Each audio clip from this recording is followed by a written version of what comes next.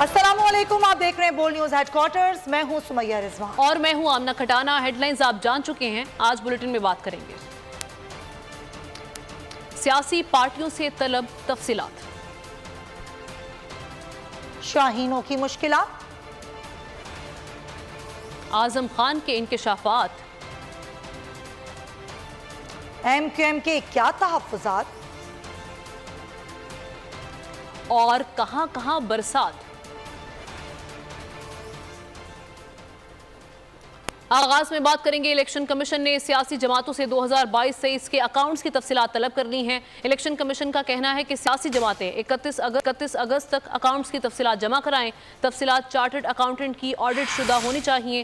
सियासी जमातें सालाना आमदन, अखराजात और असासे जाहिर करेंगे। कोई ममनुआ फंडिंग जराए से हासिल ना किया गया हो। और कोयटा में वकील कत्ल केस में चेयरमैन PTI की सुप्रीम कोर्ट में दरख्वास्त समाअत के लिए मुकर्रर कर दी गई। चेयरमैन PTI ने इस्लामाबाद हाई कोर्ट के फैसले के खिलाफ अपील दायर की थी। जस्टिस याया खान आफरीदी की सरबराही में 3 रुकनी बेंच कल समाअत करेगा। जस्टिस मज़ाहिर अली अकबर और जस्टिस मुसरत हिलाली भी बेंच में शामिल। चेयरमैन PTI ने कोयटा में वकील कत्ल केस में नामजदगी खारिज करने की इस्तदा कर रखी है।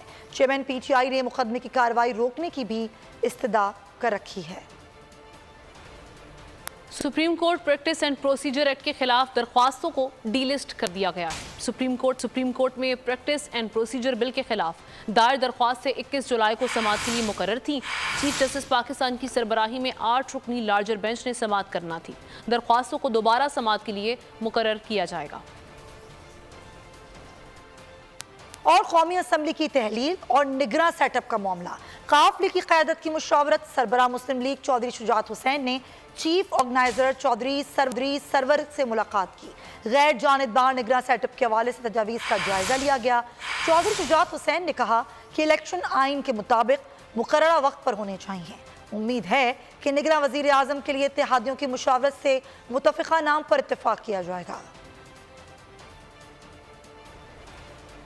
आगे बढ़े, आपको बताएं कि फिरोजवाला में ज़मीन का तनाज़ा 2 जिंदगियां ले गया। ज़मीन के तनाज़े पर मलिक ग्रुप और राजपूत ग्रुप में फायरिंग हुई। फायरिंग से 2 अफराद जाँ भाग जबकि 3 अफराद शदीद जख्मी बताए जा रहे हैं। जख्मियों को फौरी तिब्बी इमदाद के लिए म्यू अस्पताल मुंतकिल कर दिया गया। पुलिस की भारी नफरी मौके पर पहुंच गई। और अब कुछ बात कर लेते हैं गोल टेस्ट की, तो वो दिलचस्प मरहले में दाखिल हो गया। 4थे दिन का खेल जारी है। श्रीलंकन बॉलर्स की शानदार बॉलिंग देखने में आई। 131 रन के ताक़ुब में पाकिस्तान की 3 विकेटें सिर्फ 48 रन पर गिर गईं। इमामुल हक 25 रन और कप्तान बाबर आजम 6 रन बनाकर विकेट पर मौजूद हैं। इससे कबल श्रीलंका की टीम 279 रन बनाकर आउट हो गई थी। इब्रार अहमद और नुमान अली ने 3-3 विकेटें हासिल की। कि पाक बहरिया के लिए कल बड़ा दिन। तुगरल और तैमूर के बाद टीपू सुल्तान और शाहजहां भी आ गए। तुगरल क्लास फ्रेगेट्स PNS टीपू सुल्तान और PNS शाहजहां कराची पहुंच चुके हैं। चीन में गए 2 नए टाइप 054 अल्फा तुगरल क्लास फ्रेगेट्स कल पाक बहरिया में बाज़ाब्ता तौर पर शामिल होंगे। पाक बहरिया के बेड़े में शामिल type 054 alpha Tughril class frigates की मजमूई तादाद 4 हो गई है। Type 054 alpha Tughril class frigates की मजमूई तादाद 4 हो जाएगी। तुगरल क्लास फ्रिगेट्स पर सतह पर मार करने वाले CM-302 मिसाइल नस्ब किए गए, जबकि सतह से फ़ज़ा में मार करने वाले LY-80 मिसाइल भी मौजूद हैं। पाक बहरिया चीन से ट्रांसफ़र ऑफ टेक्नोलॉजी मुआहदे के तहत 8 जदीद तरीन डीजल इलेक्ट्रिक हंगोर क्लास आबदोज़ें भी हासिल कर रही है। खबरों के सिलसिले को आगे बढ़ाएंगे। चेयरमैन तहरीक इंसाफ ने कहा, साइफर को गलत रंग देकर बयानियां बदल दूंगा। साबिक प्रिंसिपल सेक्रेटरी आजम खान के अहम इंकशाफात। आजम खान 44 रोज गुमशुदगी के बाद मंजर-ए-आम पर आ गए। चेयरमैन PTI के खिलाफ वादा मौफ गवाह बन गए। कहा, साइफर ड्रामा सिर्फ और सिर्फ अपनी हुकूमत बचाने के लिए रचाया गया। शाह महमूद कुरैशी वजीर आजम को साइफर से मुतालिक पहले ही बता चुके थे। PTI हुकूमत को घर भेजने में अमरीकी साजिश नहीं थी। लहराया जाने वाला साइफर जाली था, यहीं बनाया गया था। 16 जून को लापता होने वाले साबिक प्रिंसिपल सेक्रेटरी आजम खान ने मजिस्ट्रेट के सामने बयान रिकॉर्ड करा दिया। चेयरमैन तहरीक इंसाफ के खिलाफ वादा माफ गवाह बन गए।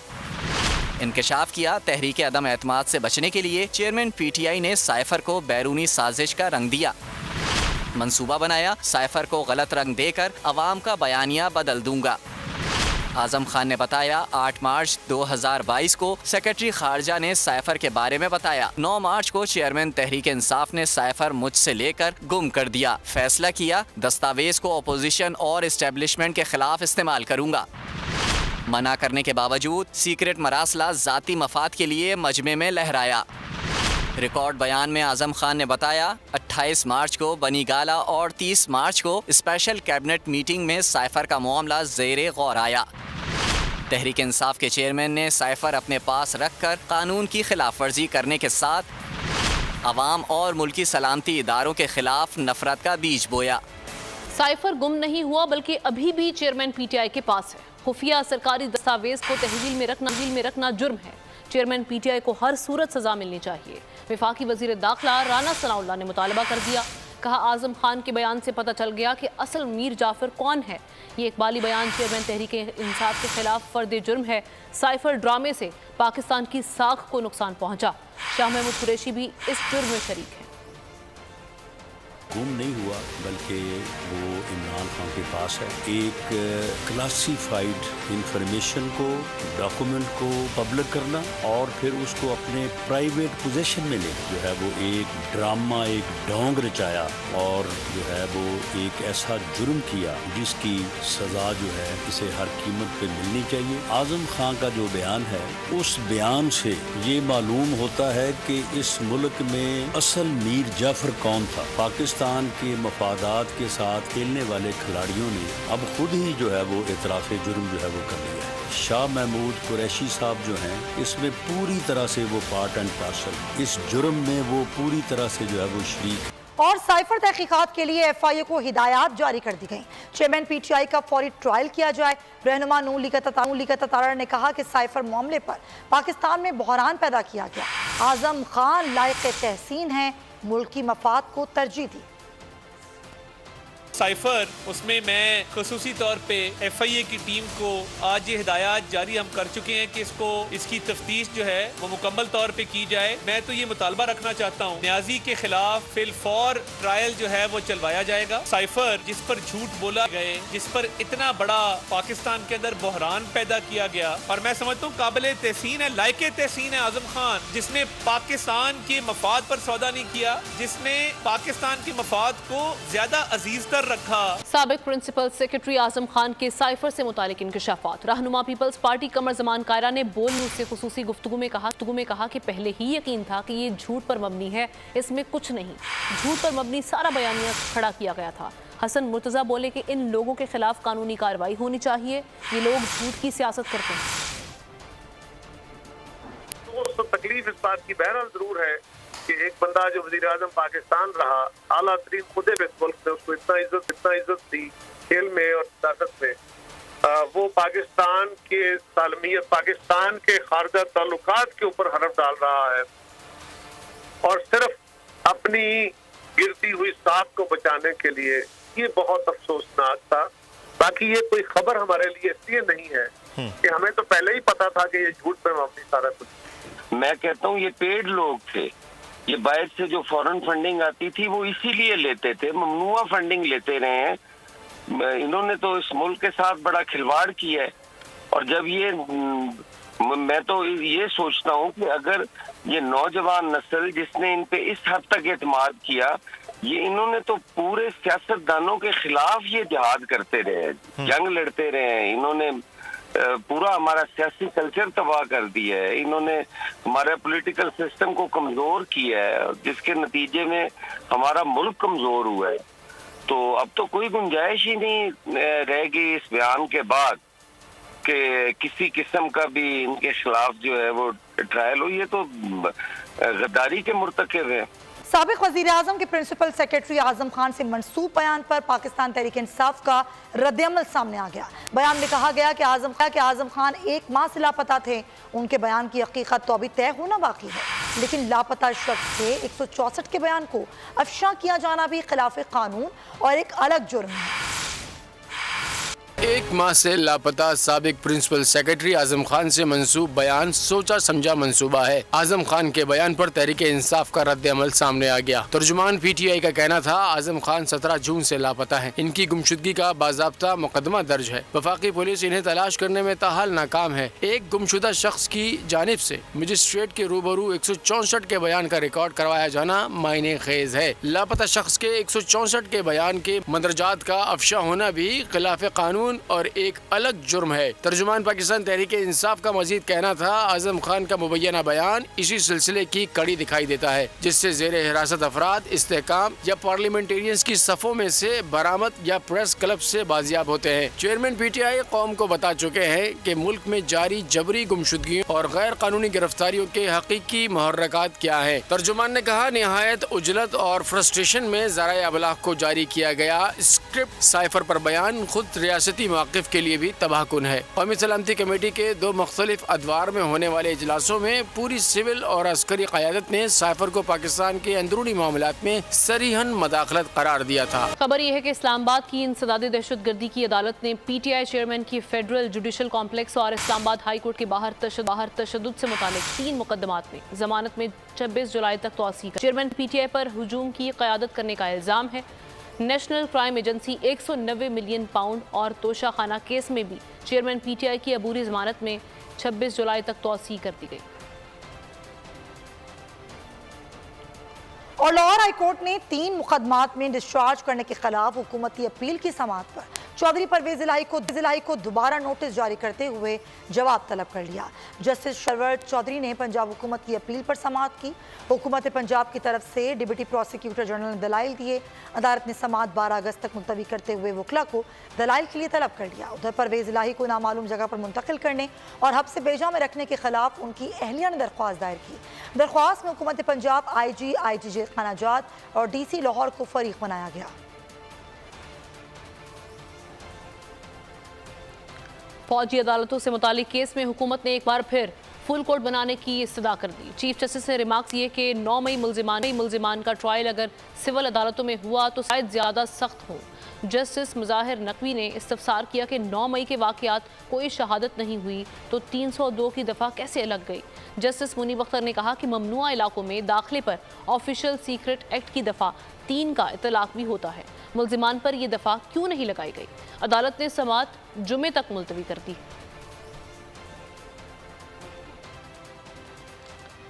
नाज़रीन, खबरों के सिलसिले को आगे बढ़ाते हैं और खबर आपको देते हैं कि गवर्नर सिंध मुस्तफ़ा कमाल और फारूक सत्तार पर मुश्तमिल वफ़द ने वज़ीर आज़म से मुलाकात की। शहबाज शरीफ की वोटर लिस्टों में बेज़ाब्तगियों को दुरुस्त करने की हिदायत सामने आई। अहम फैसलों के हर मरहले पर मुशावरत की यकीन दहानी भी करा दी। MQM पाकिस्तान के वफ़द की वज़ीर आज़म से मुलाकात। अहम फैसलों में MQM को शामिल करने की यकीन दहानी। खालिद मकबूल सिद्दीकी की क़यादत में MQM के वफ़द ने वज़ीर आज़म शहबाज शरीफ से मुलाकात की। वफ़द में वफाकी वज़ीर इंफॉर्मेशन टेक्नोलॉजी सैयद अमीनुल हक, गवर्नर सिंध कामरान खान टिसोरी, डॉक्टर फारूक सत्तार और मुस्तफ़ा कमाल शामिल थे। मुलाकात में मौजूदा मुल्की सियासी सूरत हाल पर तफसीली मुशावरत हुई और हालिया मरदमशुमारी के हवाले से भी बातचीत हुई। वज़ीर आज़म शहबाज शरीफ ने निगरान हुकूमत समेत तमाम अहम फैसलों में MQM को शामिल करने की यकीन दहानी करा दी। वज़ीर आज़म ने मुशावरत के लिए कमेटी तश्कील दे दी। कमेटी नए इंतखाबात, निगरान हुकूमत और दीगर मामलात पर मुशावरत यकीनी बनाएगी।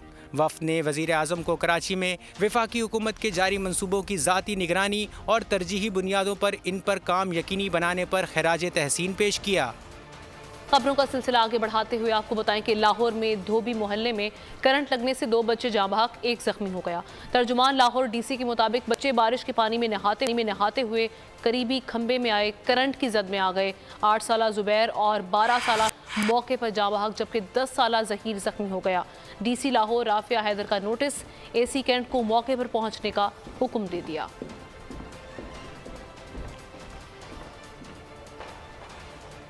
तो आपको बताएं कि लाहौर में धोबी मोहल्ले में करंट लगने से 2 बच्चे जाँ बहक हो गए और 1 जख्मी बताया जा रहा है। दूसरी जानिब इस्लामाबाद में मूसलाधार बारिश ने क़यामत ढा दी। तूफानी बारिश से बच्ची समेत 13 अफराद जान से चले गए। गोलड़ा मोड़ के करीब दीवार गिरने से 12 मजदूर जाम। मोहम्मदी टाउन में दीवार के मलबे तले दबकर 11 साला बच्ची दम तोड़ गई। रावलपिंडी में बारिश के बाद नशेबी इलाके जेरे आब आ गए हैं। आगे बढ़ें, आपको बताएं कि FATF ग्रे लिस्ट से निकलने के लिए वजारत खारजा ने अहम किरदार अदा किया। दुनिया के साथ अच्छे रवाबित के लिए अहम फैसले ज़रूरी। वज़ीर खारजा बिलावल भुट्टो का वजारत खारजा में इस्लाहात की तकरीब से खिताब। मजीद कहा कि डिप्लोमेटिक सर्विस के उसूल और जवाबित पर पूरी तरह अमल दरामद ज़रूरी है। किसी भी ग्लोबल चैलेंज से निपटने के लिए हमें हम्मा वक्त तैयार रहना होगा।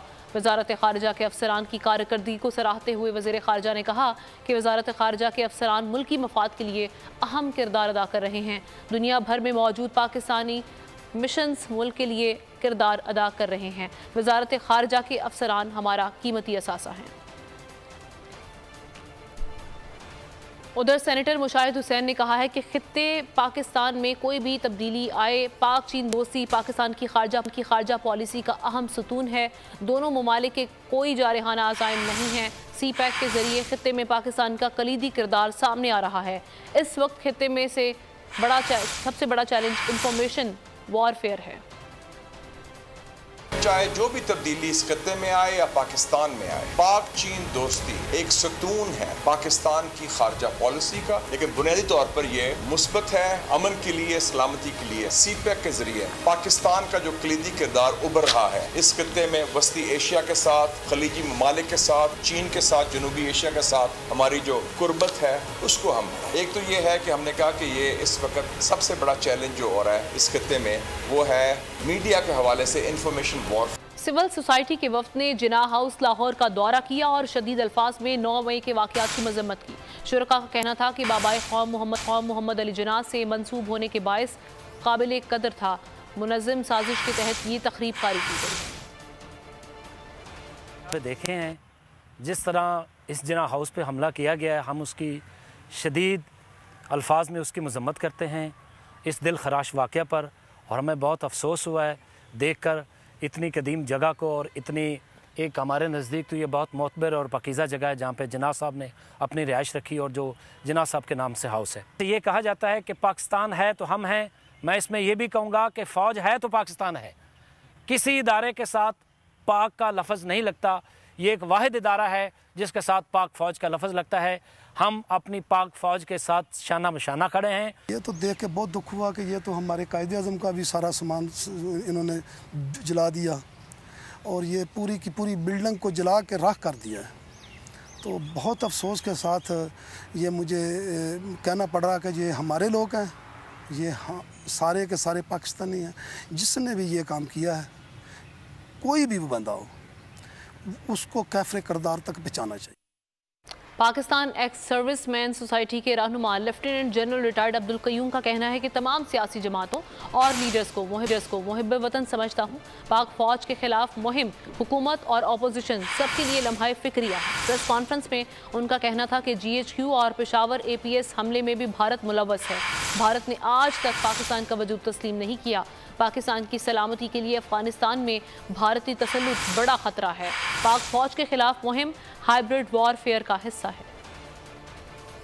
वेदर हुकूमत के लोग हैं या अपोजिशन के लोग हैं या बिजनेस कम्युनिटी के हैं या मीडिया के, जिस फोर्स ने आपको जैम करके इकट्ठा करके रखा हुआ है जो कि आपकी कौमी फौज है अफवाज पाकिस्तान, जिसमें चारों सूबों की नुमाइंदगी आबादी के लिहाज से, उसको कौम की नजरों में गिराने की कोशिश करो। तो ये लम्हे फिक्री है हम सब के लिए। फिर दहशत गर्दों की पाकिस्तान के हर सूबे और सूबे के हर कोने बशमूल GHQ, Peshawar army public school, Hindustan की शुरू से ही पाकिस्तान दुश्मनी की रवश, शुरू से ही वो आपके वजूद को ही तस्लीम नहीं करते। अफगानिस्तान के अंदरूनी खलफशार और उसकी ज़मीन का पाकिस्तान के लिए के खिलाफ दहशत गर्दी के लिए इस्तेमाल, ये थ्रेट्स मैं गिन रहा हूँ पाकिस्तान की सालमियत को। हमें ये पता है कि पाकिस्तान के खिलाफ एक हाइब्रिड वॉर है। आज दुनिया भर में कश्मीरी यौम इल्हाक़ पाकिस्तान मना रहे हैं।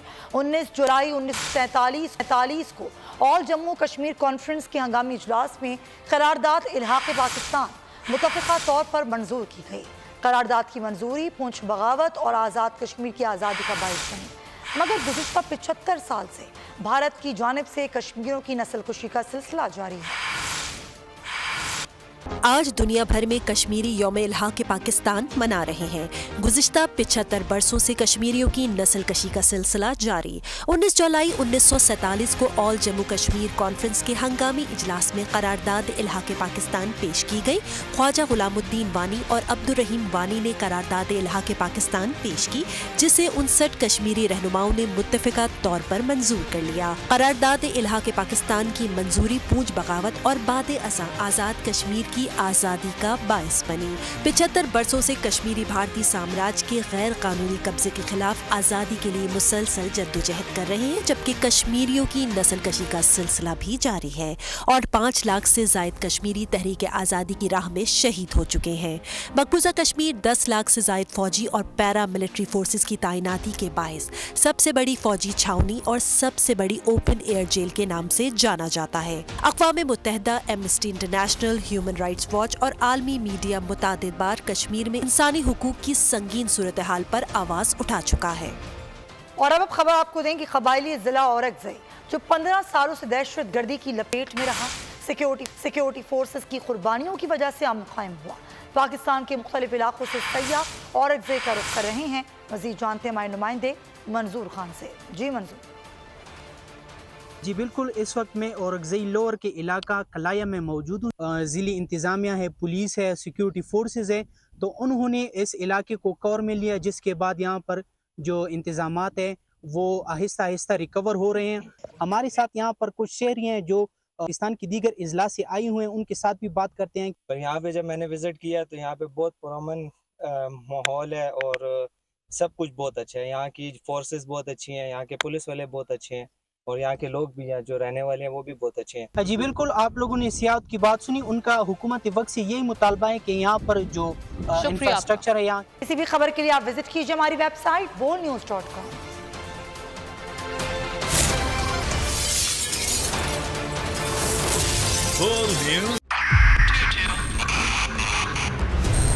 मोबाइल लोन एप्लीकेशन से कर्ज लेना आवाम के लिए अजाब बन गया। सूद की ज्यादती और धमकियां, शहरी ने अपनी जान ले ली। बोल ने दिया अपने आवाम का साथ, उठाई इस स्कैम के खिलाफ आवाज। जो है लोन देने के हवाले से फ्रॉड बन रही है और लोगों की जिंदगियों से और इनकी इज्जतों से भी खेल रहे हैं। तो मैं ये समझता हूँ यहाँ पे 2-3 बड़ी अहम चीज है। ये है कि ऐसी एप्स जो कि एक्सेस प्रोवाइड कर देती हैं टू दी कॉन्टैक्ट्स और उसके अलावा टू द गैलरी। बोल की खबर पर इदारों ने भी कस ली कमर, लिया एक्शन। बोल की काविशें बराबर साबित हो गई। ऑनलाइन कर्ज माफिया के गिर्द घेरा तंग हो गया है, क्योंकि बोल है पाकिस्तान का नंबर 1 न्यूज चैनल। सब्सक्राइब करें और बेल दबाएं ताकि कोई खबर रह न जाए।